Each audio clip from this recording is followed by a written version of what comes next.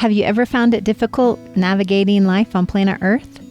What if there was a way that you could gain a greater understanding of why you're here? Welcome to the Inner Truth Seekers podcast, where we help you discover and embody your own inner truth, not just as a concept, but as a way of life. We're your hosts. I'm Jamie. And I'm Michael, and today, in this episode, we're going to discover what the soul blueprint is, how to connect with your soul blueprint, how that can help you navigate life on planet Earth more easily, and some guided practices really just to help you tune into that soul blueprint in everyday life, in both your life and your work. So let's dive in. Hey, Jamie, we're back again. Hi. Episode 3. Hi, everybody. Hey, everyone. So we're talking today about soul's blueprint, what that even is, perhaps why that's important, and how people can connect to it, find it, discover it, tune into it. So many different ways that we can talk about it. So I think maybe as a good way to start is perhaps from your perspective, if you'd like to describe what is a soul's blueprint to you, what it means to you, and then we'll kick off from there. Oh, sounds great. Thanks so much. Hello, everybody. And today, so with the soul's blueprint, the first thing that comes up when you start speaking about it and ask those questions is that the soul's blueprint is already innate to every single one of us. It's already present. It's already alive. It's actually already online. It's in the fabric of our own beingness or consciousness. The way I always think of it, and I love plants, and so I often think of it as like, and because I'm from Oklahoma, there's a lot of oak trees in Oklahoma, and oak trees have acorns on them. And so when the acorns drop, they're in this little hard shell that you can throw across and hit something, they don't break. And in that acorn, what it is I always think of the tree itself already has its blueprint in that tiny acorn that's about the size of the tip of my thumb. And so when I see an acorn, I often think, oh my God, it's already coded with everything it needs to become a tree that's huge, that lives for several hundred years. Of course, the acorn's going to benefit from soil, rainfall, sunshine, sunlight. And it knows exactly the shape it's going to take, how many branches it's going to be, how many leaves are going to be on the tree, all those things. And so the blueprint, the soul's blueprint to me is a lot like that we are born into this world with our soul blueprint already patterned into us. I often think of it too as our designs is what I call it. I'm a designer as well too, so that fits me perfect. But I think of it as like our energetic designs that are already imprinted into our mind, body, spirit matrix is what you might call it, in terms of how we're going to learn, grow, evolve, what things we're going to see and experience as catalysts, how we're going to use those, what we're inspired by, impulsed by, what we lean towards, the things that we move away from, all that stuff, relationships, types of work, how we engage with the physical world around us. All those things are already patterned into us in various ways. And we can get into the subtleties of that because it's not an all or nothing thing. But I think I just want to start with that. The first thing that comes up is just recognizing or just illuminating for everybody listening that your soul blueprint is already within you. It's already inherent. It's intact. It's part of the patterning of who you're to become and how you're to behave in this incarnation and what you are to learn. What would you say? I think that's great. I love that acorn analogy with the tree. I think that's a really good visual for people to have of that, that imprint that's there. And I think you also mentioned about, one of your big kind of soul blueprints is creating beauty out of things, design, creating the vision that you have within your own inner world and bringing that through into the outer world. And then, something that for me, I think is part of my own soul blueprint, as you'll kind of know, and they're kind of complementary, is kind of making everything functional and practical and efficient as best as possible. Yeah. That's something that goes through. Yeah. So, like, in addition to like how you see the soul's blueprint as this kind of design for life, which is beautiful, the way I connect to it in alignment with my soul blueprint is like reading a map of how you go from A to B. You know, you see it as a kind of an acorn that grows into the tree and that has all of this design and it knows what it's doing. My kind of way that I kind of feel it is, okay, I kind of know where I'm going, and I know that to get there more effectively and efficiently and productively, if you will, to kind of embody my soul's mission, if you will, that I can access the soul's blueprint as a map to understand more about why I'm here, what works well for me, what doesn't work well for me, and then tuning into the vibration of knowing, okay, this is the vibration of my soul's blueprint that I'm tapped into.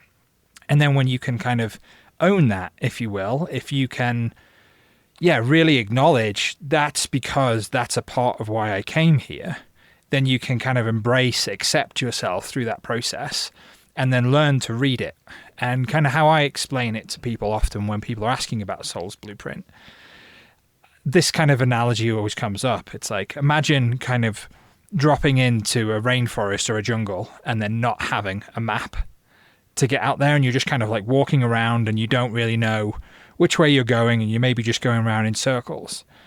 And then, like, in contrast, accessing the blueprint would be like kind of speaking to someone who on a radio who's in a helicopter, who kind of can see with infrared, oh yeah, you're here, just keep walking up this way and then take a right and then take a left, and you're going to come out by a nice waterfall and you can kind of sail down the river and kind of get out of there.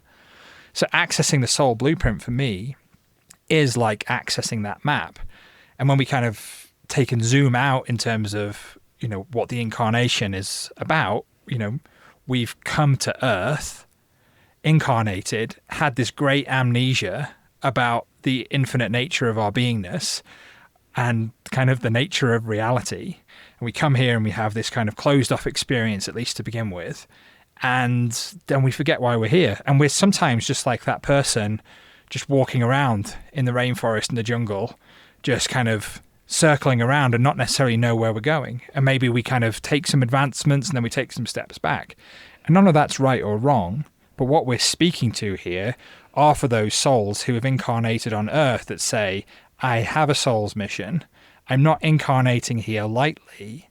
I'm coming here because there is a purpose to this incarnation, you know, as we covered in the last episode, of being of service to others. And that's kind of the part of our soul's blueprint, our soul's mission. And then when we learn to tune into what I would say the soul's blueprint, once you've already recognized that you want to be of service to others, is a granular expression of, okay, overarching theme, I want to be of service to others. I'm here to be of service. The soul's blueprint, at least for me and in our work, I experience it's that granular nature. But how? How do you wish to be of service? How do you wish to contribute to the planetary shift towards love? And then if we think about it from like the infinite consciousness, God, oneness, you know, oversouls, all these types of kind of like larger kind of beingnesses or more infinite aspects of consciousness, we don't all come here with the same soul blueprint. No. Otherwise, that would be inefficient, and my soul blueprint obviously wouldn't like that. So we have all these different, what I experience as agreements between soul groups. Like, I'm sure we have an agreement that you're going to be like this and I'm going to be like this, and it's going to complement each other rather than being the same kind of blueprint, because that would be, it wouldn't be the most efficient use of time. I don't think we'd be as effective. And it wouldn't be as beautiful. Exactly. It would just be efficient and no one would care about it because it was horrible. But when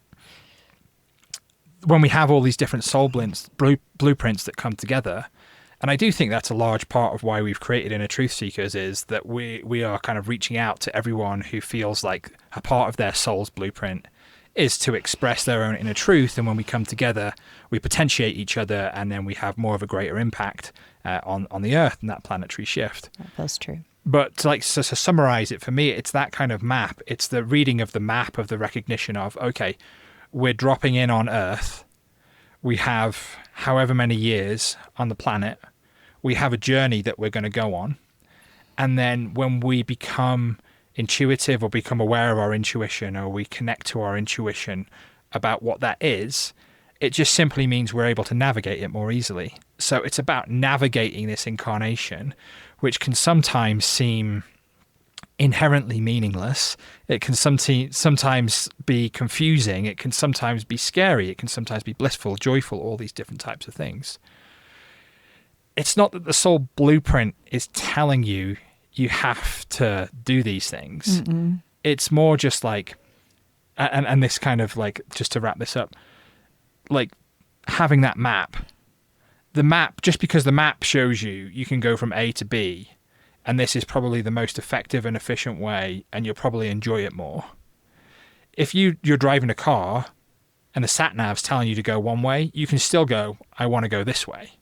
So the blueprint is a guide for you to get the most out of your incarnation in terms of fulfilling like soul purpose, life purpose, mission for incarnation, all these different types of things.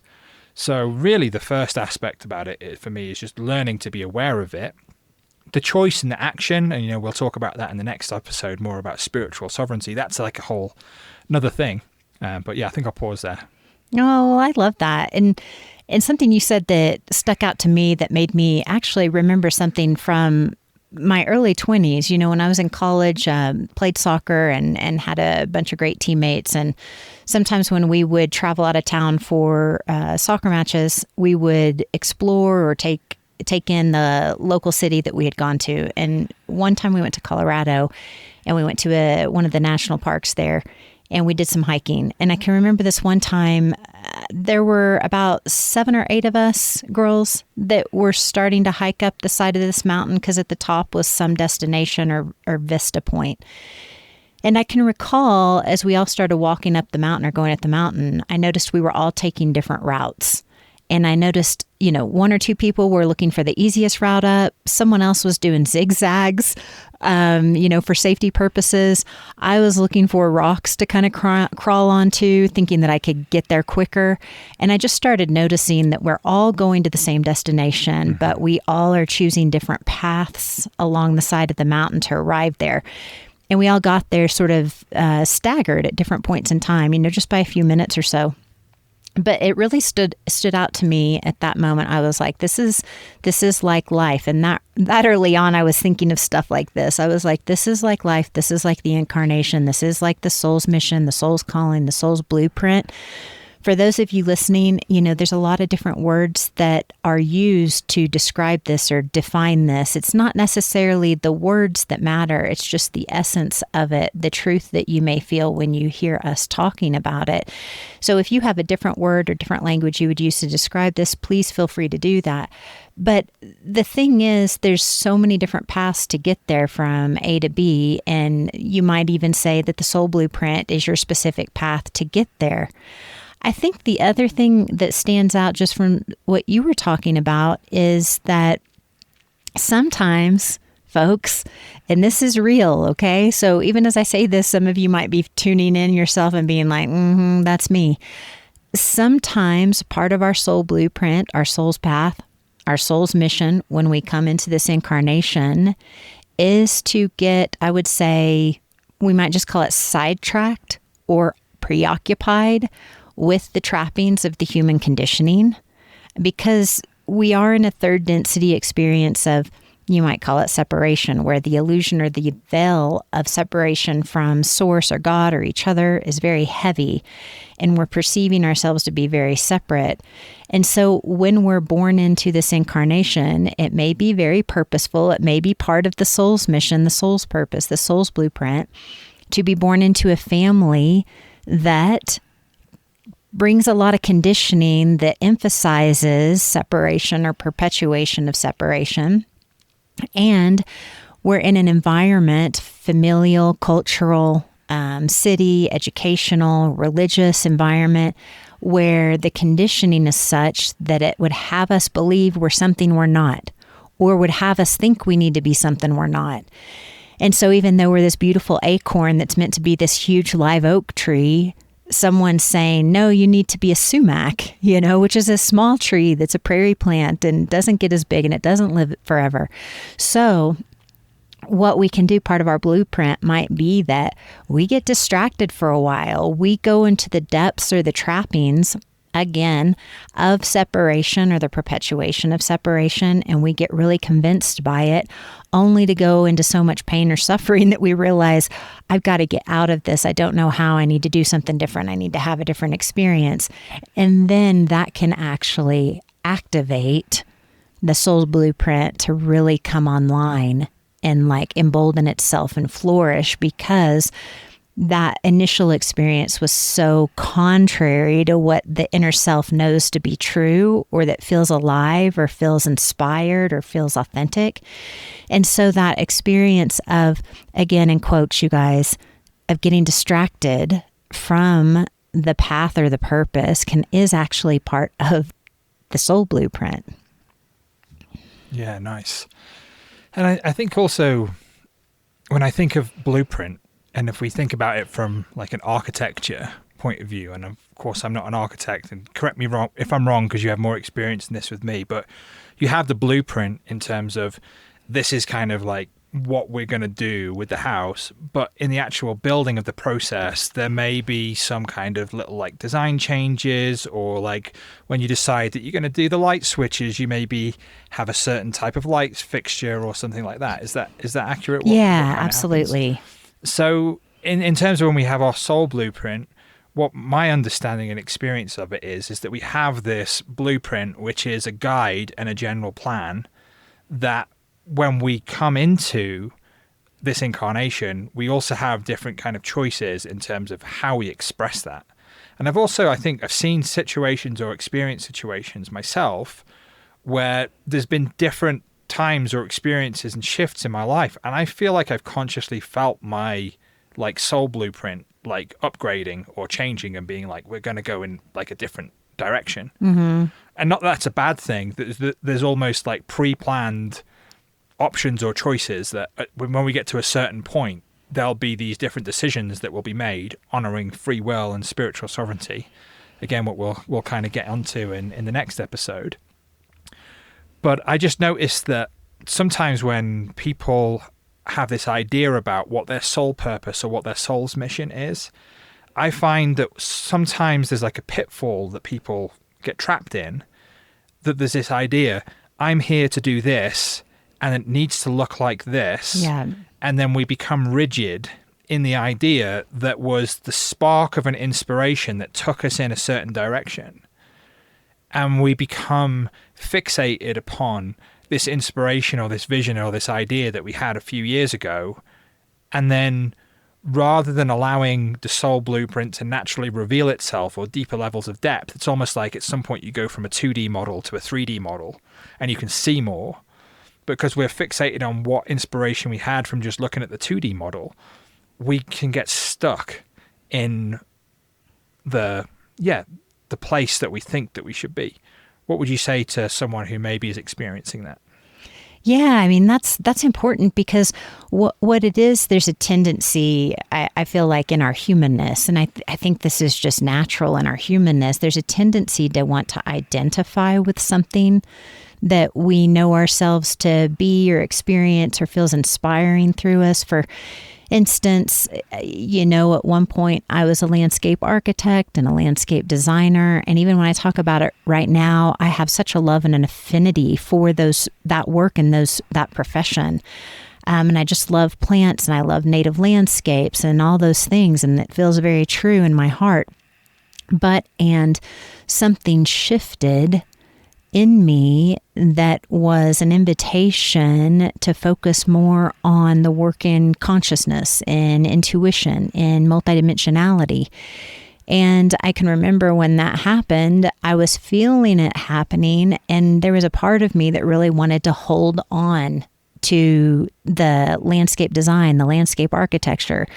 And let's be honest, also, if I'm being honest with myself, I went and got a 5-year degree with that. Then I had to apprentice for 2 or 3 years. Then I had to pass all these tests just to say that I'm a landscape architect. So I worked really hard. I put a lot of energy and effort and things into it. And so I think a lot of us do that with the things that we feel impulsed or inspired by, whether it's teaching or the medical profession or writing or whatever that is. A lot of us put a lot of energy and effort into it. You and I do. I think part of sometimes being inspired is that, like, for someone like me or for someone like you, Michael, we don't give ourselves to something half-heartedly. It's like, this is something that's coming through. I'm doing it. We give everything we have to it. So there can be a tendency sometimes to want to identify with it from the human aspect and be like, that's who I am. I'm a landscape designer. I'm a landscape architect. That's my identity. That's my soul blueprint. Well, like you said, and like you and I've both experienced, in our incarnations, it's constantly sort of changing and evolving and expanding on itself and inviting us into new places and spaces and focuses and concentrations and purifications. And so for you and I, it's a little difficult to hold on to anything for too long because it always is wanting to continue to evolve. And so that's also, we can be gentle with ourselves, again, from the human aspect. And I'll speak from my own experience of like, oh my gosh, I did that work for 20 years. And there's a part of me, when I say it now, I'm smiling like, oh my gosh, that's like, I loved that work. And we get to say, I love that work. That was true for that period of time. It seems that something else is opening up, or I'm being inspired in a new direction. And then this is where, for anyone listening, and you and I know this too, this is where it might get a little uncomfortable because we're stepping into something new and unknown. Because if I look back at my 20 years being a landscape architect, well, I feel pretty clear about how that world works and that industry works and what my process is, my design and creative process, what my installation process, so I can trust it. I've got a good understanding of it. When the inspiration starts inviting us into a new area or to open up in some way, it's, presumably unknown. And so we don't have the system in place. We don't know how it's going to go. We don't know exactly what we're going to do yet. So there can be a little bit of a take a deep breath, pause, like be gentle with the self for sure in those transitional periods. Just be gentle, like, oh, there's this thing that I loved for so long that's now coming to an end. Guys, that could be a relationship. That's tough. When a relationship that worked for so long all of a sudden feels like the energy's not in it anymore, or it feels like the tide is shifting and that it might, that chapter of that relationship might be coming to a close. Also, another opportunity to just pause and be gentle with the self of like, oh, gosh, it doesn't have to be coming to a close because it's bad, whether it's work, a relationship, a move, any of those things. It doesn't have to be coming to a close because it's bad. It could just be that the tides are turning. Something else is being invited. Something else is wanting to evolve through us. So just always being gentle with the self, staying open to the new path, continuing to take what I say are baby steps towards it. But honestly, multidimensionally, baby steps are giant steps. So know that even if you feel like you're taking small steps towards something, those small steps are huge. Yeah, and what comes up when you share that is, I think that's really useful for people. It's like, let's go back to the building the house analogy.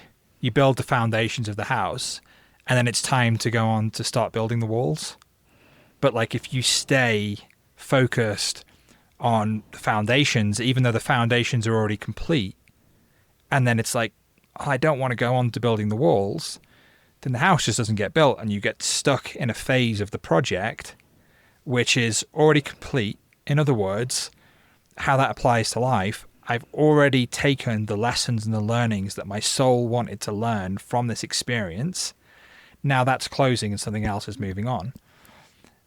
When we apply it to life, it's obviously has a lot of emotions about things. Sometimes we can have resistance to letting things go. Sometimes we get stuck there. Sometimes, I'm sure we've all had incarnations where we don't actually move past a phase. We get stuck there, and the lesson was, not learned, or the lesson was to have the experience of feeling stuck somewhere. But if we just zoom back out and just go, think of it like a housing project. When one phase is clearly complete, you look around the housing project and you look, great, all of the cement's on the floor, everything's done, everything's put in, everything's marked down, everything's dried, everything's good, everything's safety oriented. We've done all the checks. There's nothing left to do except build the walls of the house. It's funny, when we're doing a building project or something like that, we can't wait to get to the next phase. Usually we're like, oh, how do we soon get on to this next phase? How do we continue moving on? But when we have like the human condition experience, when there's so many different emotions entangled and entwined in these experiences, past traumas, karmic patterns, behaviors, all past experiences come together, sometimes we have this difficulty to move on to this next stage of our life or our experience. And I think through my own personal experience of what we've learned of going through many different phases together, through different moves, through different projects, through, all the retreats and all the other things that we've kind of created over the years. And now we're kind of coming into a truth seekers era, if you will. The belief system that prevents people from shifting to the next phase is as a belief that it's not the right time. And yet we have these experiences of it showing that it's time to do it. But one of the belief systems there is that it's not the right time.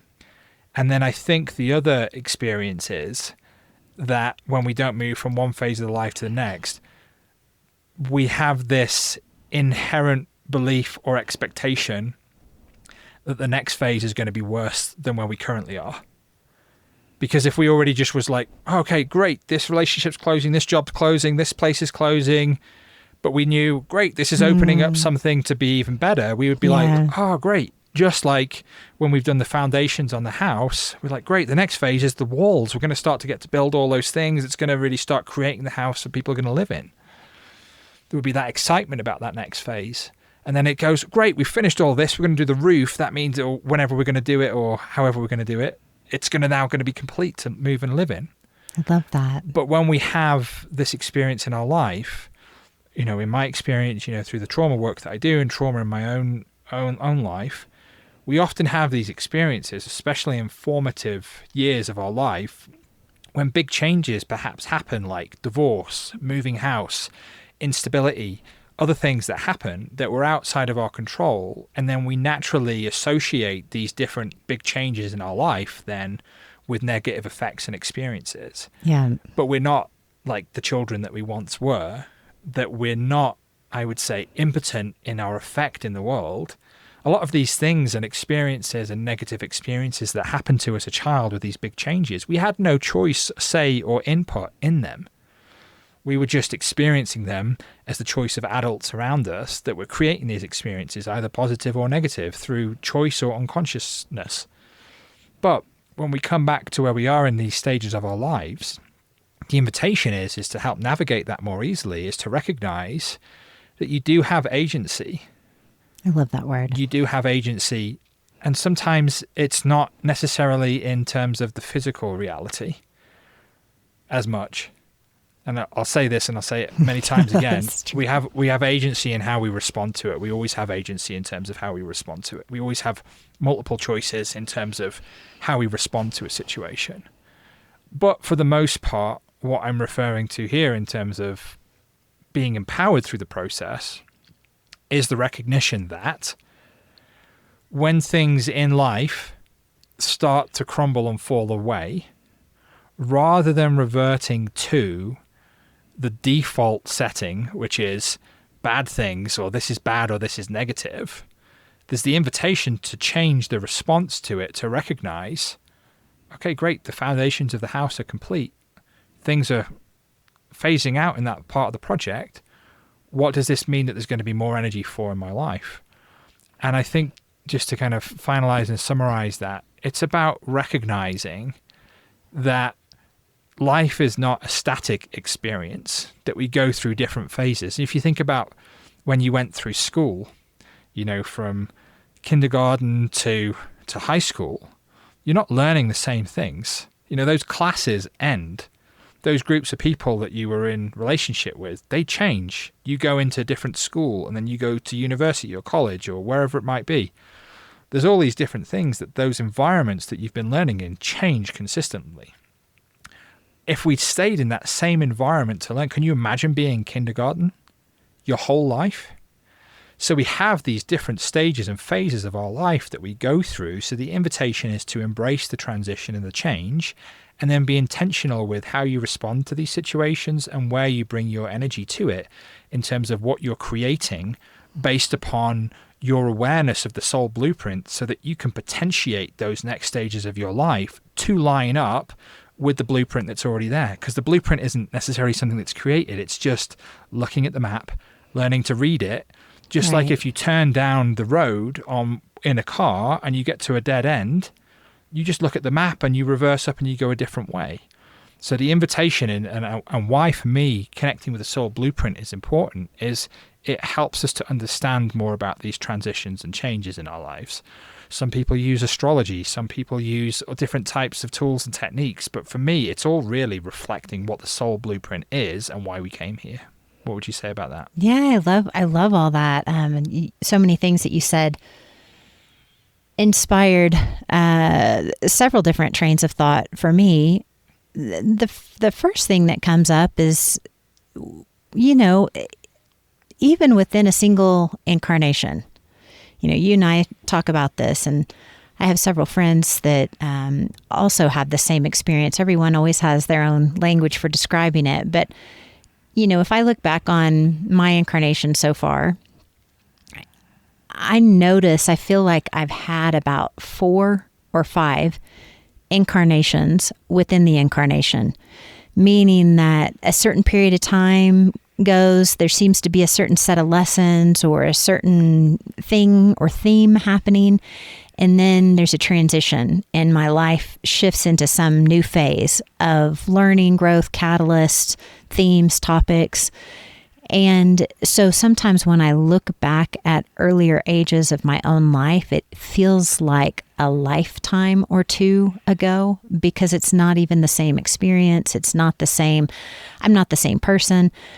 I'm not needing the same things from it. I'm not engaging the same things. I'm in a different place. And so also I just like to say that because some people have that experience of like the idea, for some reason, there's this sort of collective idea that the soul blueprint is this one thing and it's huge.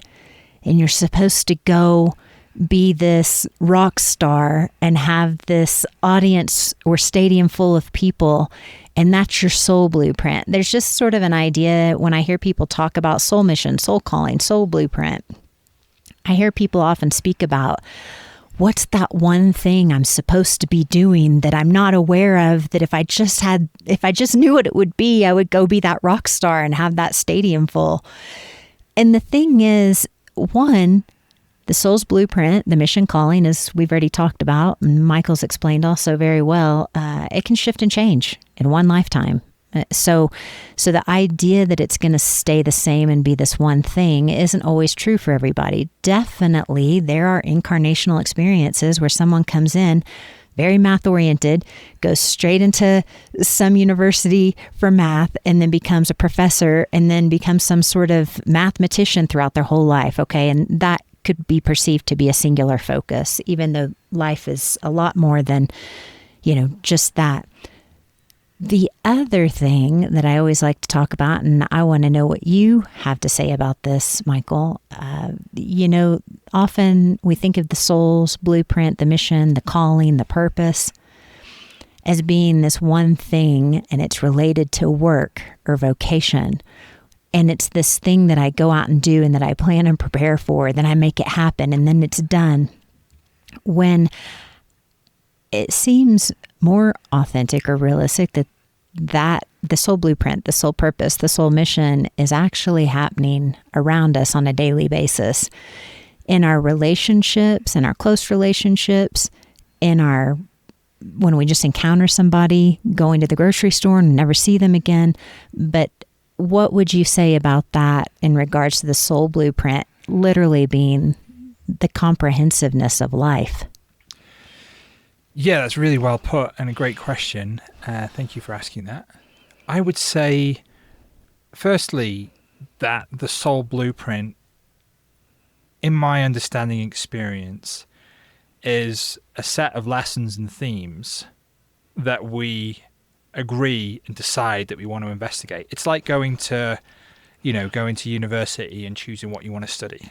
You say, I want to major in this, I want to do whatever you do in America. I don't know what it is, but but you choose what you want to study. And then you're going to go and learn those things. And I believe that part of the soul blueprint is choosing what we want to learn, who we want to incarnate with, is like, okay, I want to choose that class and I want to learn from that teacher. That's kind of like the type of people that we have in our life are the teachers around us that get to help us understand those lessons. Obviously, we're great teachers for each other on the daily, kind of going back and forth with our reflections and our experiences.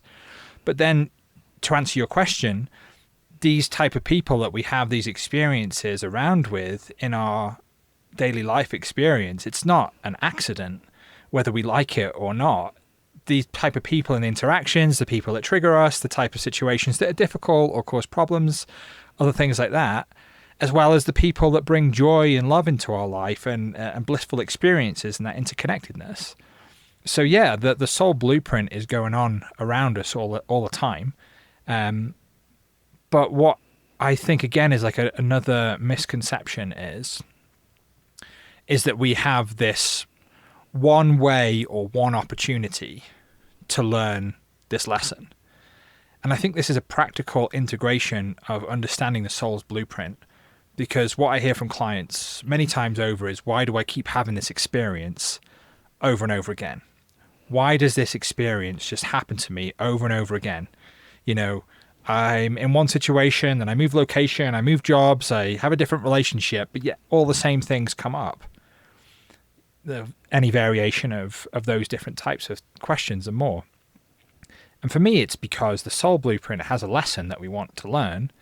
And if we don't learn it, then the interactions, the things that will show up, as you're saying, the soul blueprint's all around us, expressing itself, or we're experiencing it, then there will just be another opportunity to learn it. There will be another opportunity to learn it. So, again, another practical integration of the soul's blueprint is to recognize and understand, okay, why is this experience coming up for me? What do I want to learn from this situation? Why is it presenting itself? I think that can be really practical. And then I think to speak to the people who maybe have experienced some trauma, there's often this feeling of, I didn't do it right, I've not done it good enough, or these types of things. I know those experiences that I've had through my life. This is this recognition that your soul blueprint's going to adapt. It's like putting your hand in water. The water shapes around your hand and how it moves. So I think the one thing that we can be confident about is that as we go through life, our soul's blueprint will keep meeting us where we're at. Sometimes it might repeat the lesson on repeat, over and over for a period of months or years until we're sick of it. So the invitation is that I think just to recognize that is actually the love of consciousness, the love of oneness, the love of God, like actually giving us the opportunity. It's not like 8th grade test where you've got 1 or 2 chances to get it. Yeah, it's true. You've got infinite lifetimes to get it. The question is how many lifetimes do you really want to spend getting this lesson? So yeah, I think that's what kind of come up when you were sharing that. And to kind of go further into like the practical integration, because I know, we love to give people as best we can tools, practical experiences. How would you say that people can connect to their soul's blueprint? What would be a practical guide or way, just briefly right now, in terms of how someone can start to connect to their own soul's blueprint in everyday life?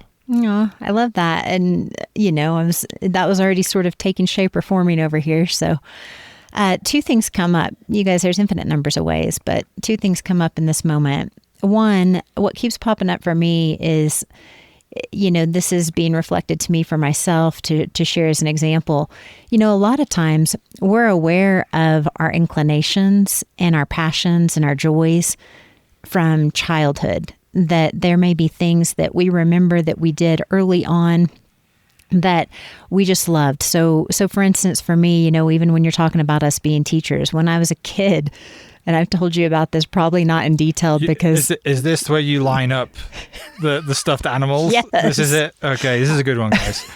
So I had like 8 or 10 stuffed animals. The short version of this, I was the teacher. They were my students. And I literally had a notebook. How old were you? Oh, like 7, 8. So they all had their names, and I had this notebook, and I had lots of different colored markers, and I would make them worksheets because I liked to design, and I liked to design worksheets. I'd put all the worksheets in front of them. I'd give them their own marker.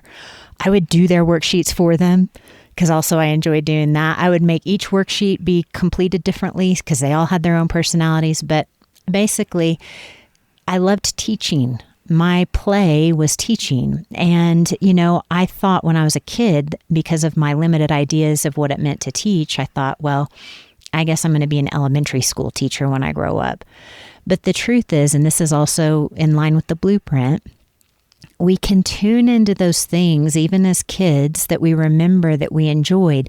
Michael, I'm feeling into you as a kid. I know you rode bikes and had a motorcycle and everything. And then here we are as adults, and we've got the motorcycle. And that's one of our favorite things to do together is go out in nature, off on a dirt road, and disappear forever and just enjoy that, So that's another great example. Maybe you loved to draw when you were a kid. Maybe you really enjoyed when your parents took you on those camping trips and you'd be out in nature swimming in the river.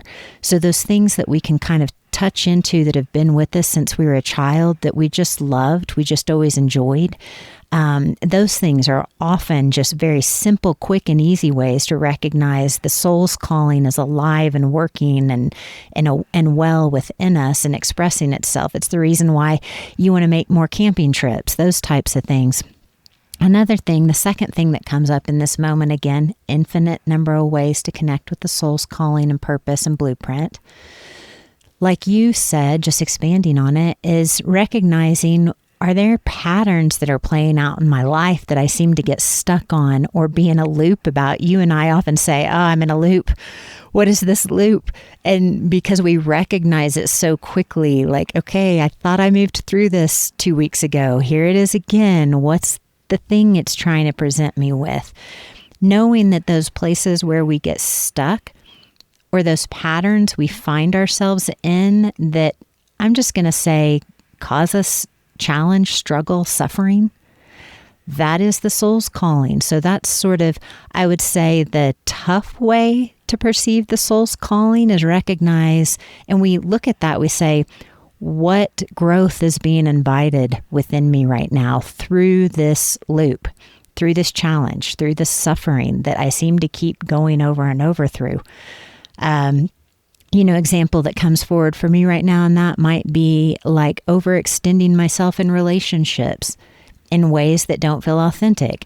And then I experience the pain or the suffering from overextending myself in a relationship again to a way that doesn't feel authentic, to where it requires or invites me to, I don't have to do anything, but it invites me to assess, where did I overextend myself? Where was I inauthentic? Where did I show up people-pleasing instead of sincerely opening my heart? Where did I find that I went over my own boundaries? And then I shore that up even more. And then lo and behold, after I do that enough times, it's no longer the lesson and some other lesson comes along. So those are the 2 ways I would say. That's great. Yeah, and I think what overlaps really for me with what you've shared, and that's all really great, it's that what you already tuned into was that tuning into that excitement, like tuning into that pure excitement, because we often have this experience on earth of what we think we should do, what's going to bring us X result, so we'll do this, or the consensus on the planet says do these things and you'll get these things. So I find that I can speak for myself in earlier life, and definitely that's been a part of our evolution, is really embodying the soul's blueprint in life and work. But it's such a powerful practice to tune into what that pure excitement and joy is, rather than thinking what the outcome will be if we do those things. It's a big deal. You know, let's just look at something. Like someone might say, my excitement would be to have loads of money. So you can go and do a load of things to go and get money and do things and other things like that.